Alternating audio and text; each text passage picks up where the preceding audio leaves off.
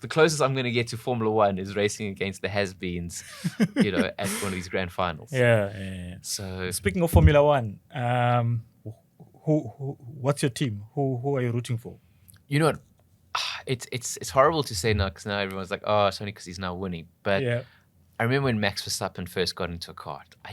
I liked that kid. I was like, wow, he only thinks Formula One. He only thinks driving.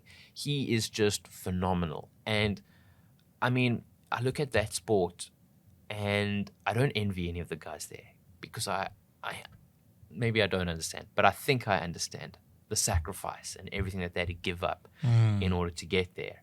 And I think Verstappen's winning because he's just the most determined. He's given up the most. This is the only thing really that he pushes towards.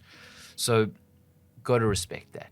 Absolutely. I mean, this season he really This he was season, just untouchable. And what is so crazy is Formula One is so close. I mean, there were races where the qualifying, we're not talking tenths, hundreds, but sometimes thousands of a second split, those guys.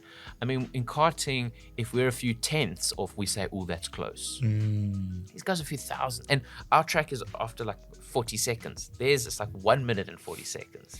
So it's incredible how close that field is. So for him to constantly be on the top, it's mind-blowing. It really is dominant. So I was a big fan of Vettel, and I think because Verstappen also had the V in his name, and it was like a Toro Rosso kind of thing. Yeah.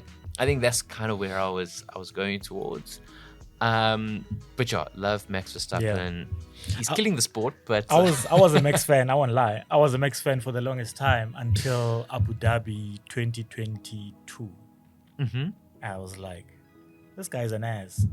well, what did he do wrong? I don't know, man. It's just the way he carries himself, It's just, I was like, nah. But for the longest time, I was like, okay, cool.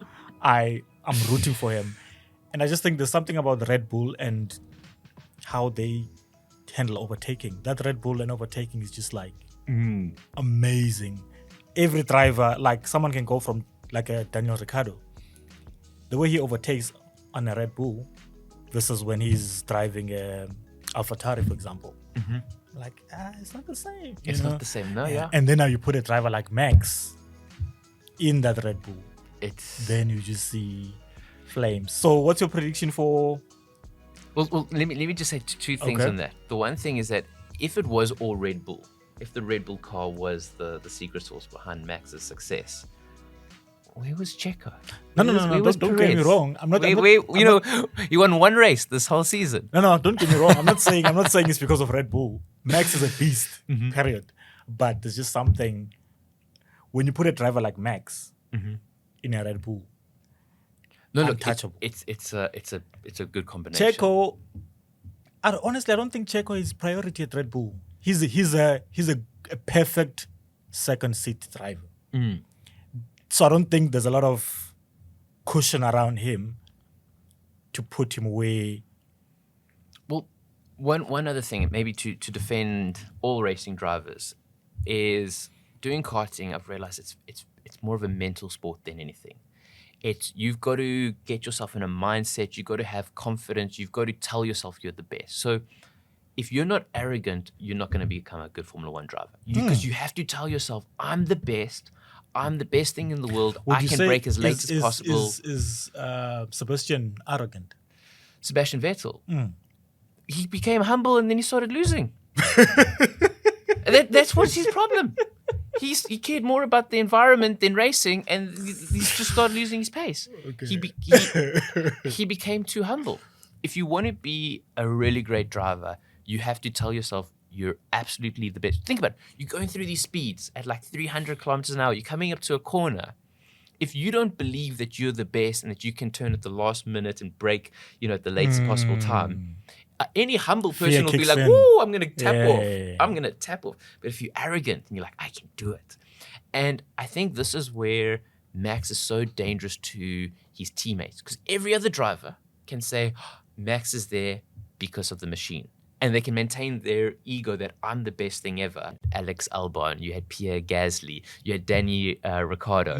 They all got fired all they left because he destroyed them mentally, because they were like, "Oh my gosh, this guy in the same equipment of me is better than me. And as soon as you have that thought, you're miserable. You're horrible. I get that, right? On track, right?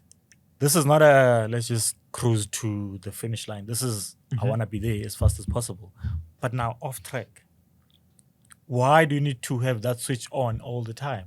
So, look, and I think this is where Hamilton's great, because I think Hamilton. For example, sorry, you are not arrogant, yes, but that's you why I are didn't top win. 3. That's why I didn't win.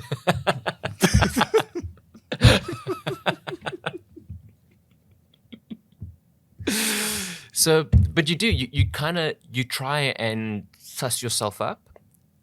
And I guess when I'm karting, I do try and get myself, I'll listen to a little bit of Big Sean, get myself in the mode, the zone, and that type of thing. But yes, after karting, you don't want to talk to me 5 minutes after I've been in a kart. I'm quite pumped up on adrenaline, and maybe say a few swear words if you cross me, but I come back down. So I get in that mode, and then I come back down, because I'm racing, I've got 8 races the entire year.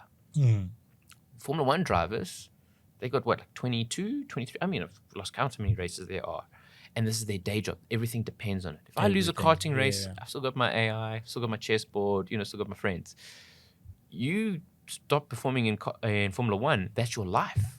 Your life. You'll lose your seat, you'll lose your girlfriend probably, you'll lose like your salary. There's a lot. Free traveling. So I think the best thing for them to do is to maintain that ego, to maintain that superiority. So if I was Max's psychologist, maybe it's a good thing I'm not, I would tell him, Max, you're the best. Keep telling yourself you're the best. You're amazing. Surround yourself with people who just say you're the best. Don't go on the internet. Don't look at the haters. Very much have that mindset. And I think that is what causes, I think maybe all athletes at that level. Yeah. Formula 1 is difficult because there's only 20 seats. Football, like each team has got like a squad of 25 or more or whatever like that. Formula 1, there's only 2 seats per team, and it's that grid of 20. That's it. There's not like, the European circuit, or, who cares about IndyCar? It's Formula 1. That's the thing. That's the thing that they're all going for.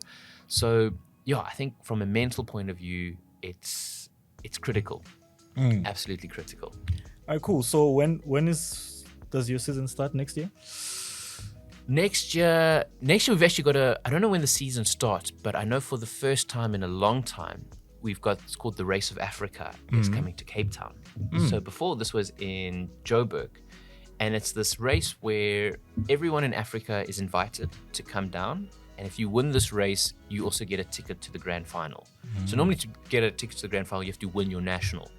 But because countries like, I think Namibia's got a national, but other countries like Mozambique, Botswana, these type of places, we don't want to have an incredible talent there that can't be represented so you can have a situation where a kid can come from Nigeria to this race, and if he wins just this one single race, he gets a ticket to represent Nigeria in the World Finals. And where are the finals? And so the World Finals happens around this time, like end of November. Okay.